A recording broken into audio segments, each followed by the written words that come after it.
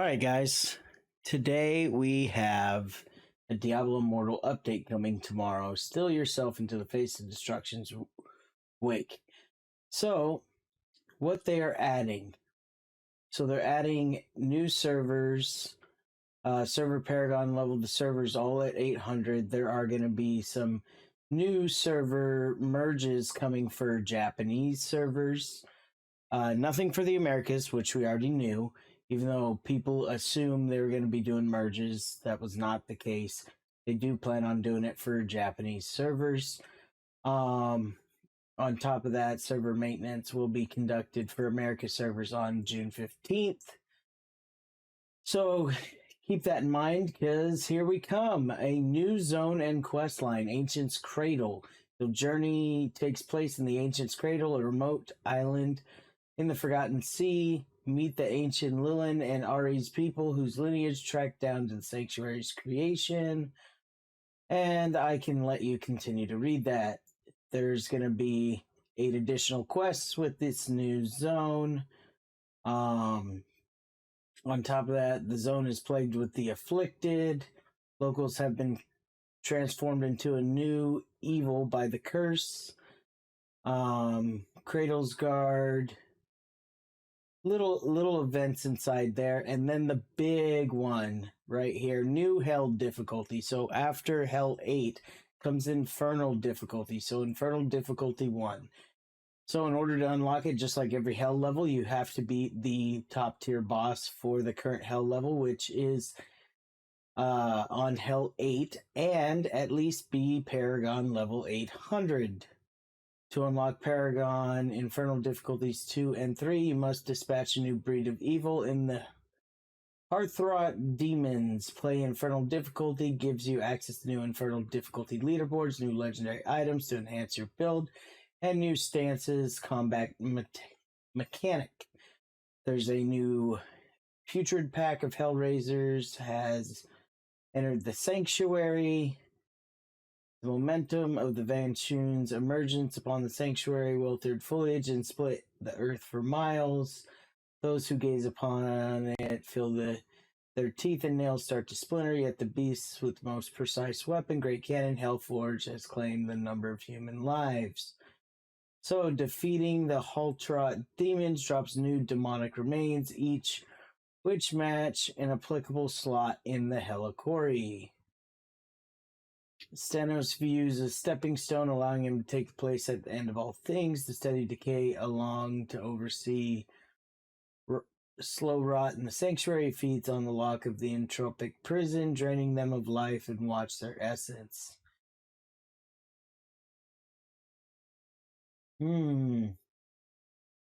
So these look like a bunch of new Hellicory bosses that are coming in. I'm not going to read them all. Some of these actually look kind of cool. Defeating will unlock Hell 2. Defeating this guy will unlock Hell 3. And that's the Infernal difficulties. So a bunch of new Hellicory stuff coming. New to the Hellicory Gauntlet, Hearthrot Demons. The vile demons can now be fought in the Hellicory Gauntlet. Completing the Infernal Hellicory for each level will earn you cosmetics from the Storm of the Ancient set. Visit Ryek to begin the challenge of a lifetime. New combat mechanic. Alright, so stances. Martial Invocation. From the times of yore in Sanctuary, it's time you work on your new stances in your nightmare slaying routine. To utilize your stances, you must be in Infernal difficulty. Once you're playing on this difficulty, you'll see a second set of weapon slots equipped. Equip these items in the slots to stances to automatically enable itself. The additional slots can have gems socketed into them to further enhance your character's power. So, sounds like more gem slots. Now that you have the right equipment, it's time to teach yourself to use the stances. All classes will have an offensive and defensive stance. They'll provide unique passives, bonuses, and proficiencies for your class that can be shifted between every 30 seconds while in combat. Upon switching stances, the passive bonuses will thrice as strong for the first 3 seconds, allowing you to immediately reap the benefits of the offensive or defensive stat. So, we have a list of offensive and defensive stances with passive bonuses. So let's see. Barbarian Frenzy. Upon activation, primary attack speed is increased by 20% for 3 seconds. After its initial duration ends, the increase is reduced to 10%. For defensive, Fortified. Upon activation, gain a shield that absorbs equal to 30% of your maximum life for 3 seconds. Incoming damage is now reduced by 10 seconds. Defensive stat for Barbarian is not bad. Most offensive, like Frenzy, that's a PvE thing. Could be kind of cool, but attack speed for 3 seconds when barbs get CC'd to bejesus. I see most of them going the fortified route. Crusader, focus. Upon activation, critical hit chance for skills is increased by 20% for 3 seconds, then reduced to 10. Fortified. You gain a shield, just like Barb. Demon Hunter, precision. Upon activation, critical hit chance for primary attacks is increased by 20%. And defensive stance. Agility. Upon activation, quickly move forward 5 yards. Movement speed is now increased by 10%. Definitely giving them faster mobility. Monk. We have upon activation, crit hit chance for primary attacks. After that, 10%. Defensive stat. Upon activation, immediately restore 15% of your maximum life. And healing and shield effects are now increased by 20%. That seems kind of broken for Monk, but okay. Necromancer, command. Upon activation, you and your summons attack speeds are increased by 20% by 3 seconds. PvE. Agility, upon activation, quickly move 5. So he gave the Necromancer the same agility speed as a defensive stat as he did as a Demon Hunter. Disappointing. Crit hit chance for Wizard. And let's see, Restraint. This is something different. Upon activation, all nearby enemies are stunned for 3 seconds. Your primary attacks now reduce movement speed of enemies they hit by 40%. That is fucking broken. So not only do you have a sprinkler build for wizards, now they can run a defensive stat that stuns all nearby enemies. And their primary attack slow. Okay. Let's see. Additional note about the stance. While 4 weapons are equipped, all legendary items, legendary affixes, and attributes will be active. Offensive bonuses of the equipped weapons are reduced by 60% of the power while in a defensive stance. You may only equip 1 legendary item that affects each skill while the stance are active. Stances inject another layer into the variety of movement to combat of Diablo Immortal. We're excited to expand the ways in which each player can react to whatever the hell throws at them, seeing our way. 3 new legendary gems, because of course that's what we needed in the game. We can't ever seem to stop spending money. Let's see what we have. 3 new legendary gems have joined the lineup. The below have the gem reflected at power rank 10. So we have an Exigent Echo, 1-star gem. Block chance is increased by 30% for 6 seconds when you receive a critical hit. Cannot occur more often than 20 seconds during the effect. Damage received when blocking is reduced by 12%. Not a bad 1-star gem. 2-star. Your channeling skills have a 10% chance to dissolve enemies' armor for 6 seconds, taking damage, increasing the damage they take by 15%. Cannot occur on the same target more often than 20 seconds. Okay. The dissolve effect also reduces the movement speed of enemies by 16 seconds. Alright. And the big old new 5-star. Let's see what this is. Starfire Shard.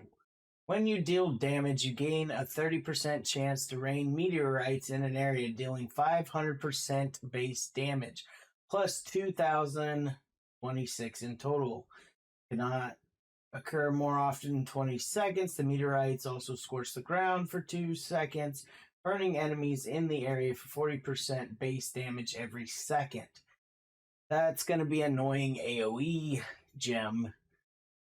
I still don't think it's probably going to beat the Gloomcast out, but could be a nice AoE, like if you wanted to swap your Zwensen out, where every time you get a kill, it summons a beast and it drops down on nearby enemies.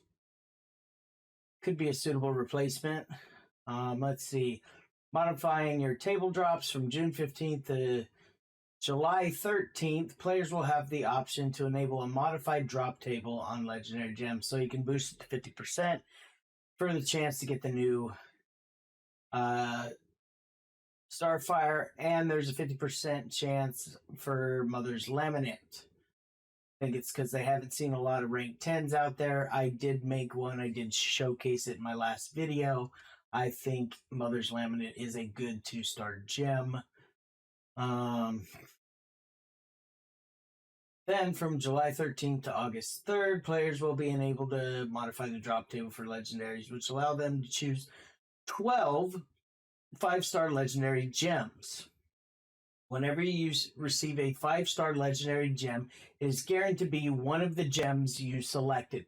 See, now that is what they needed. So personally, I think if you're not trying to get the new gem, you should wait till July 13th. Wait till July 13th, run your quest, select the gems you fucking want. Anything you're trying to upgrade, that way when it drops, you got a percentage chance of you getting it. I think that is a really nice thing to be dropped. We have a new set piece. New set, Seed of the Song Gold. Let's see, Seed of the Song Gold. Continuing channeling a skill against the same enemy gradually increases the damage of the skill up to a maximum of 30%. After you stop channeling, skills... Let's see. So that was the 2-piece. 4-piece, after you stop channeling, enemies hit. Take an additional explosion damage for 30% of the damage dealt on them. Could be a new barb replacement, wizard replacement, necro replacement. Let's see what the 6-piece. After you start channeling a skill, gain Artisan's Endurance for 8 seconds while channeling under this effect, the Artisan's Endurance. You are immune to knockback effects, and damage dealt to you is reduced by 40%. This cannot... See, now this overall could really help Outsiders. 100%. Because they could run their Vortex build, which is channeling. And I think there's some builds around this 6-piece that you could use. You'd really have to look at your skills and see what actually considers channeling. Because if you think of like the barb offhand, you're doing the boil ring. That's continual damage, not channeling. A channel skill is usually something you have to hold and spam. So it really depends. Definitely interesting to see what builds you can make with these. Looks like they're throwing them in all the dungeons. So DE for gloves, Cabinet Ecker for boots, Silent Monastery for neck, Pit of Anguish for the belt. Pit of Anguish seems to have all the good belts. Namari for the ring. For both rings. Alright, let's see. Justinian's Favor, limited time event. Another limited time event. From June 15th to July 13th, you can embark on the favorite task, completing 7 tasks. Will earn you a key, finishing 3 challenge rifts, logging in once during the event. You'll earn each additional key. Upon all 3 keys, you unlock a chest in the event menu, and you'll receive Wards of Bravery, 3 legendary quests. 7 rare crests, 3 random 1-star legendary gems. It's nice that they're giving more crests for you basically just logging in, doing 3 challenge rifts. The fact that it's not tier leveled like beat a 170, a 190, you could literally go, all right, I want to do level 1, 2, and 3, boom, knock it out, and you're good to go. Conqueror limited time PvP event. Of course, another limited time event. This is probably going to be an introduction, just like they did with the Immortal on the Codex, where you could have a random chance to be the Immortal. People fought with their normal random skills, and you fought in a PvP style. It didn't get taken well by the community, so they stopped doing it. So let's see what this one is.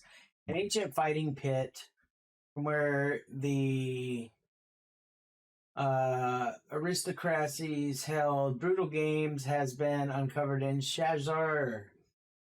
Fight tooth and nail during the Conqueror limited time PvP event to bring honor to your name and the riches to your collection. From June 16th to June 28th, players can enter a Conqueror PvP match using their own build or select a pre-constructed character build for their class. Each contains multiple strongholds that need to be captured by your team. The first team to earn 1,500 points by holding the stronghold shall emerge victorious. Through participating through these matches, you can complete daily and challenge tasks to earn random rewards such as legendary crests, set items, and more. So, only fair contests is allowed in the fighting pits. Here are the rules of engagement. All characters will be set to level 60. All rank of legendary gear and gear set will be 1. The rank of legendary gems on your character will be set to 10. That's kind of cool. So they're going to give you rank 10 gems, and all your gear is going to be dropped to 1. The integrity of the fighting pits is also maintained by disabling all bonuses from Renaissance and combat rating. So your Rezo and combat rating will have no effect for this PvP event. Clans and warbands, normal gems, charms. So you are basically going in bone stock with whatever legendaries you decide to put on seem to be rank 10. That actually seems kind of really cool, where you could literally go, all right, I want to try out this Gloomcast at 10. I want to try out this new Star Gem at 10. And you quite literally, at least what I'm reading, that you can use a custom build or a pre-selected build. So that means you can basically put in whatever gems you want. They're going to rank them to 10. All your legendary gear and set gear is going to be set to level 1. So you're not getting crazy stats off these being ranked 10. And then the resonance and combat rating doesn't mean dog shit anyways, but you're getting the actual skill bonus off those gems. So it'll be who can theory craft the gems that they want to take into the battle. And you just slate in a gem and it gets ranked 10. That's kind of cool. Proving the Rift limited time event.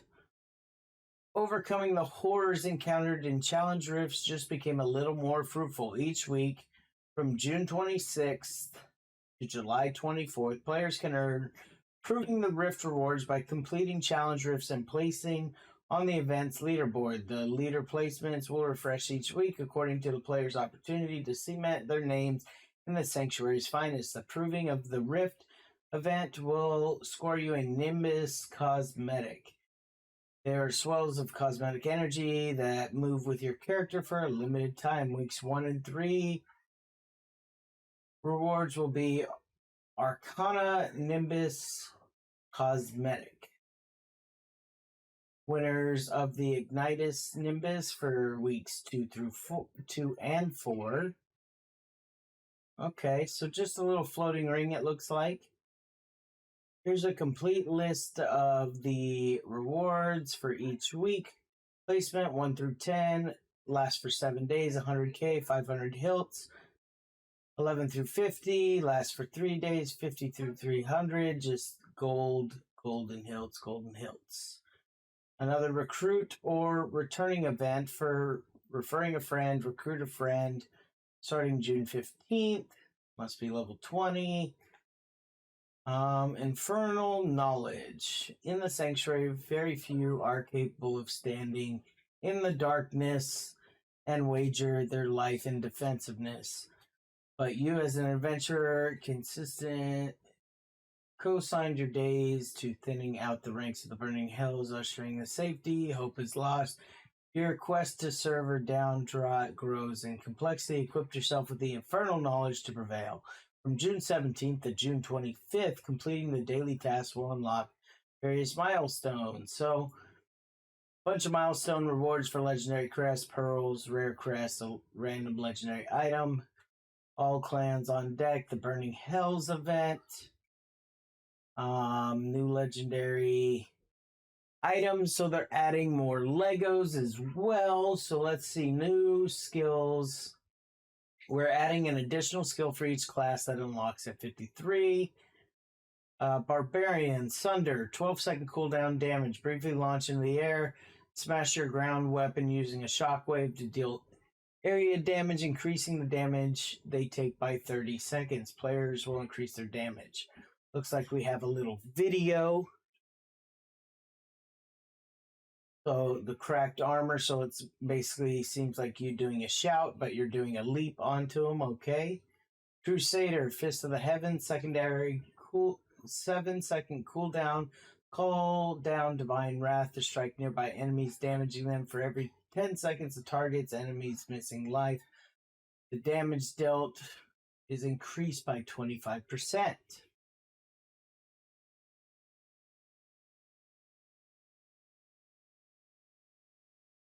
So, let's see here. Demon Hunter, Shadowlight, 24-second cooldown. Buff immediately reveals all bosses, treasure goblins, elite monsters, and enemy players within 90 yards.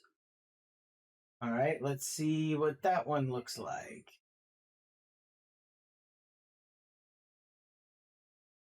So definitely a PvE skill. Not sure, see a lot of demon hunters using that skill. Monk, Breath of the Heaven, 12-second cooldown. A buff, immediately restored life. Grant 60% movement speed to yourself and nearby allies using Breath of the Heaven. On the same target within 9 seconds, reduces the healing amount by 50%.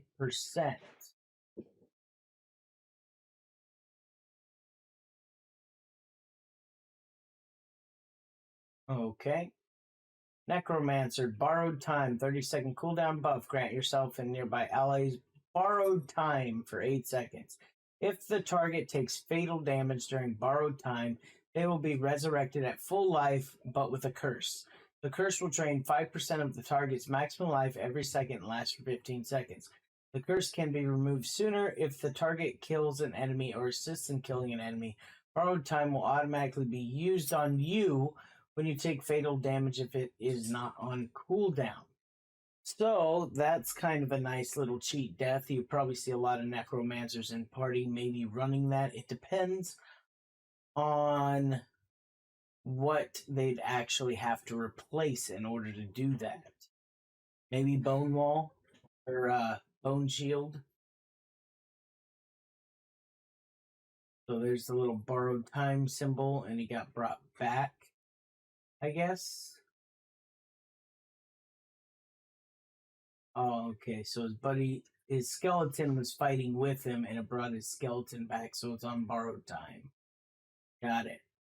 All right, Wizard, Frost Shield, 20-second cooldown control. Create a field of gathered horror frost in an area. After short delay, all enemies in the area will be frozen for 12 seconds. Players will be frozen for a maximum of 4 seconds, because that's what Wizards needed. More freeze ability. Any enemy that takes damage after being frozen for at least 6 seconds will be immediately unfrozen. Okay. So if you've been frozen for at least 6 seconds, players will be unfrozen if they take damage after being frozen for at least 2 seconds. A 2-second freeze is still pretty nasty.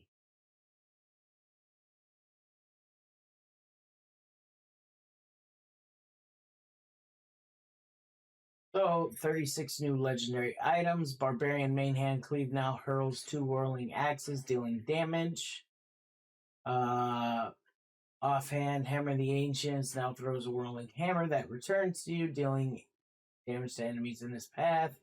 Ground Stop now unleashes a fury within you, burning enemies. So now it looks like they changed, instead of your offhand for Berserker's Rage, now you can just do Ground Stomp, burn enemies.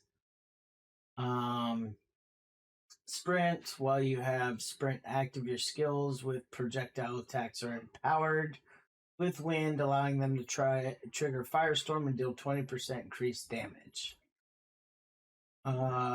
Chest, Hammer the Ancients deal additional damage the further enemies are away. And Shoulders, Cleave Knockback now affect enemy players, but can only affect the same player once every 2 seconds. Crusader, Headpiece, Holy Banner now mounts a standard of flames to your back and bolsters your primary attack and nearby allies to burn enemies. That's a decent helm. Shoulders, Judgment now marks an area of retribution, dealing continual damage to enemies within. Additionally, enemies in the area suffering from other harmful effects will also be stunned. Very nice. Conjugation of Light also removes all harmful effects. Punish now deals increased damage to enemies suffering total loss of control. Enemies struck by Punish have increased damage subsequent attacks for 2 seconds. Maximum stacks of 30%. Congregation of Light now grants immunity to knockbacks and loss of control effects, but no longer apply. See, I feel like a lot of satyrs could have fun with that.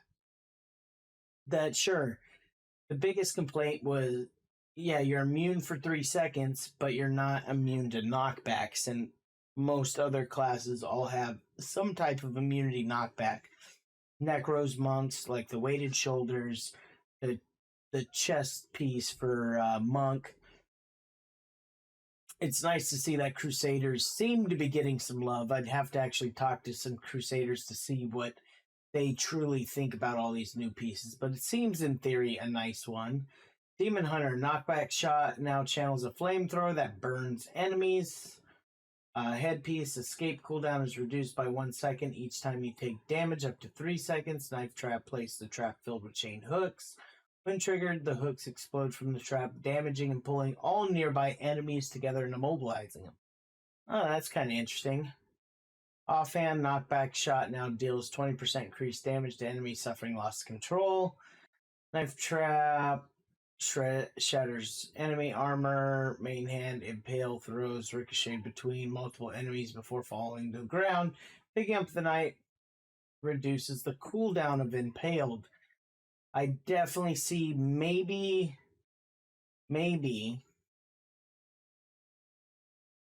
swapping out a piece on their already OP build with increasing their primary attack speed. I've heard that a lot of people are using impaled over the flaming multi-shot, but really have to see, because you'd have knife trap explosions for shoulders. I still don't have all the Legos for Demon Hunter to actually see if there's any viable skills that you could work in with this. Monk, Gift of the Suffering. Mystic allies now consume 10% of your maximum life to empower the spirits. Good challenge, Rift 1. Mystic ally summons are less... Oh. Mystic Strike causes you to become invisible for 3 seconds. Offhand. Mystic allies summon 2 flaming spirits that fight nearby side and cause your enemies to burn. Shoulders Flying Kick deals increased damage to shielded enemies. Chest Cyclone Strike is now empowered with Icy Wind, dealing damage and pulling in nearby enemies to freeze them, but can no longer be charged. Couple pieces that are interesting. Let's see what they did with Necro. Bone Wall now conjures a veil of darkness that continually deals damage and generates corpses from enemies passing through it. Death. Cryptic Dark Curse now costs a dark rune that explodes after a short delay, removing all beneficial effects. Helm. Grim Scythe now slices through enemies' armor, increasing the damage they take by 10 seconds for 3 seconds. Shoulders. Bone Armor increases primary attack speed. Main hand. Bone Spear has a 50% chance to launch a larger penetrating bone spear. That's probably the only useful piece they could throw in their build.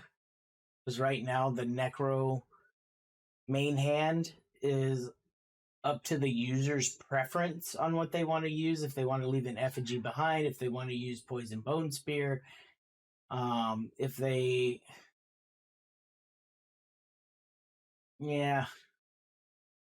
Unfortunately, the rest of this I personally think is crap. Like, putting Bone Shoulders increase your primary attack speed, it's meh. Corpse Lance consumes nearby courses to empower your primary attack for 5 seconds.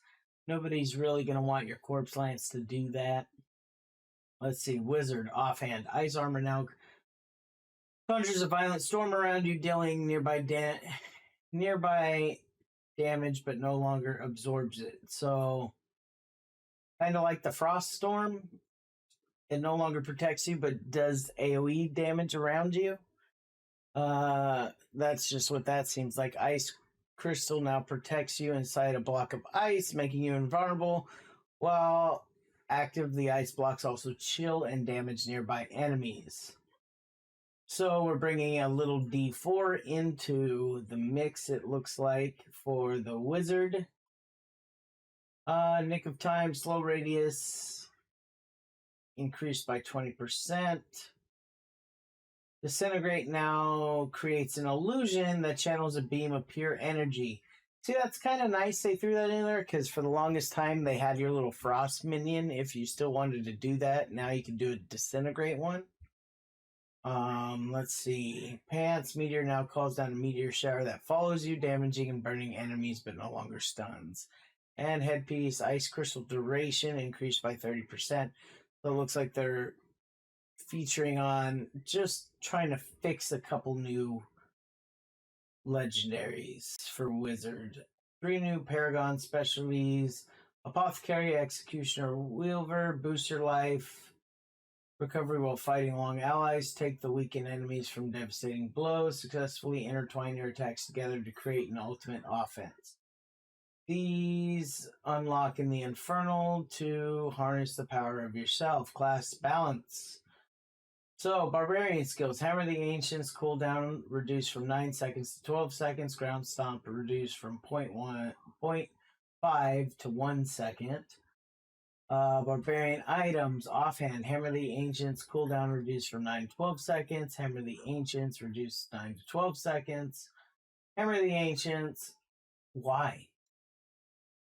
What fucking barbs do you know use a million Hammer the Ancient fucking weapons? Like, next to none. That's stupid. Yeah. 90% of all of them are Hammer the Ancients, and then you have 1 Ground Stomp. Like, that's stupid. Shield charge increased by 1 second. Shield glare reduced from 9 seconds to 12 seconds. Life increase for all versions of Sentry, because Demon Hunters love to use Sentry and Spinning Chakram. So that's all crap. Knockback shot damage reduced by 9%, and now only fires a knockback effect on the first shot, but the knockback distance now increased from 0.5 to 2. That might do a little balancing for all the crazy DHs we're seeing there, that the initial shot is the only thing that does anything, but who knows. Imprisoned Fish. Charges increased by 1, so instead of there being 3, now there's 4.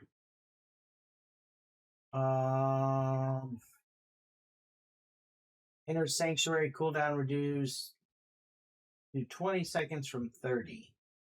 Okay. Corpse Lance damage increased by 9%. Well, Corpse Lance has only been used by a lot of high-level players. Let's see. Advanced skeletons cooldown reduced to 0.3 seconds. Skeleton dash speed 100%. Necromancer's end time animation reduced. Corpse lance cooldown reduced to 2 seconds from 6. And offhand Thorm's corpse lance damage increased by 15%. Slow time reduced to 16 seconds from 18. Force damage increased to 15%. Travel speed increased by 250%. Cooldown reduced from 6 seconds from 9. Oh, that's a decent PvE power build. Helm. Combat adjustment, combat rating, primary attributes. Battleground challenge rift schedules change. Some of the servers' battlegrounds would reset in as little as 3 weeks, not leaving enough time for players to push to their desired rank, while on other servers, the immortal reign might be strong enough to last for periods of time, resulting in less rewards because the season doesn't end frequently. Similarity challengers have roughly weekly and monthly rewards that aren't directly tied to the in-game events. The following aims to update. This way, the Diablo Immortal resets, making the rewards and timing have more consistent and forgiving. Starting on June 16th, all current Battleground seasons will end and the rewards distributed accordingly. Battleground Challenge Rifts will now reset on a 10-week cycle that is independent of the cycle of Strife.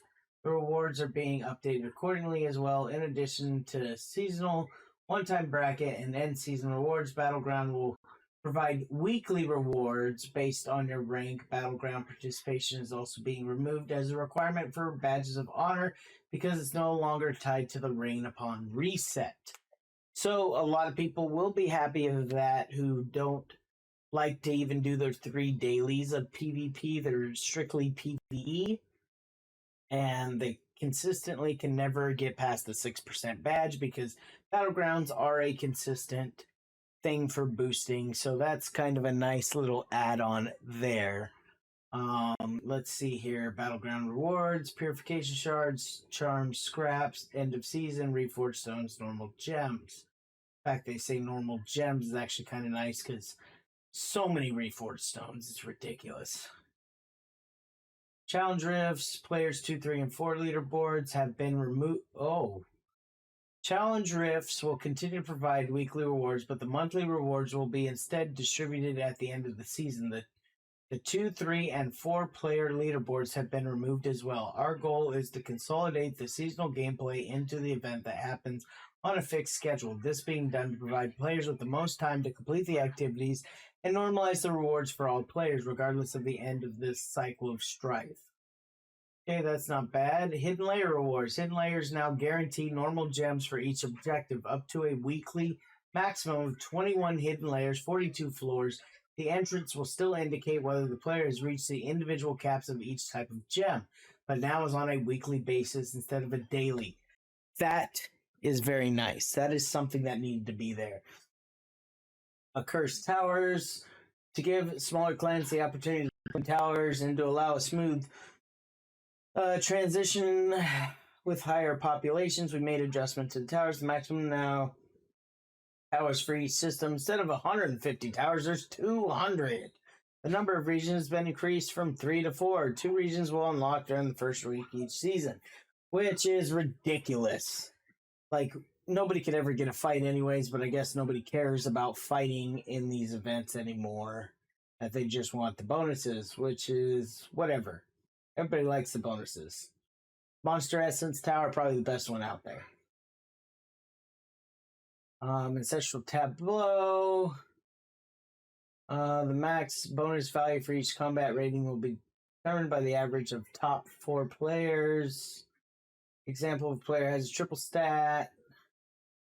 Plus 500 combat rating. Player B has a double stat with 300.